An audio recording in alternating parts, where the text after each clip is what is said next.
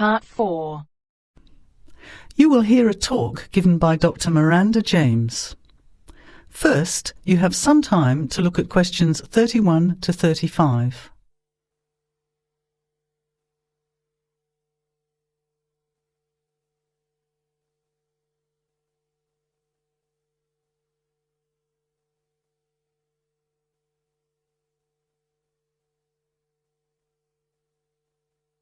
Now, listen carefully to the talk and answer questions 31 to 35.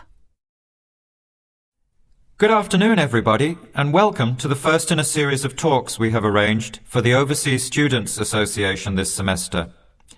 Dr. James has very kindly agreed to speak to us today on the topic of public speaking, and judging from the large numbers of you here, it's clearly a subject of great interest and relevance. Dr. James. Hello. It's good to see so many of you here, and hopefully what I'm going to tell you will be useful to you both here at the university and in your future employment. Many people avoid speaking publicly, by which I mean in front of, say, 10 or more people. Not because they lack the ability, but mainly because they lack confidence, which is really only due to lack of practice. Today, as a consequence of the influence of television, audiences expect speakers to be relatively brief and to the point, in addition to being well-informed and interesting or entertaining. Probably the most important part of public speaking is what you do beforehand, by which I mean preparation. This includes practical details, such as knowing precisely what your topic is and exactly how long you are expected to talk for. You should also plan the content thoroughly. A good strategy is to write out the content as you intend to say it, and then make brief notes, preferably on small cards, which you use to talk from. This way you sound more natural. You incorporate pauses while you look at your notes, and you can then look at your audience while you are speaking.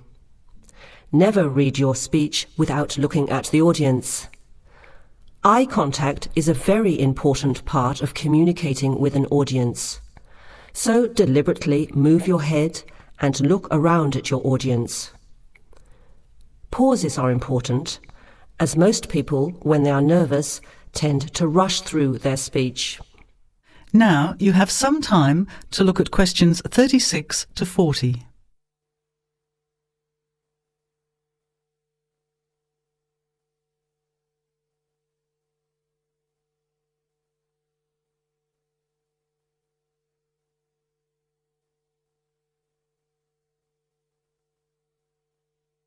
Now listen and answer questions 36 to 40.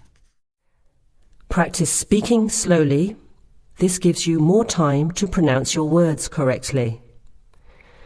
It's always easier for your audience to listen to someone whose speaking is clear and calmly paced, so that they can understand the ideas being explained.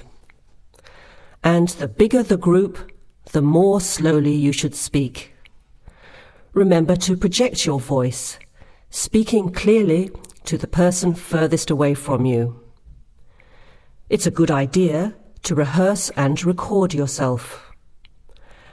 Pay attention to your intonation when you listen to yourself. It's even harder if you're speaking in a second language, I would imagine. But there's nothing worse than listening to a flat, monotonous voice. So try to vary your tone and rhythm. This will add meaning to your words. Lastly, pay attention to both your posture and your gestures.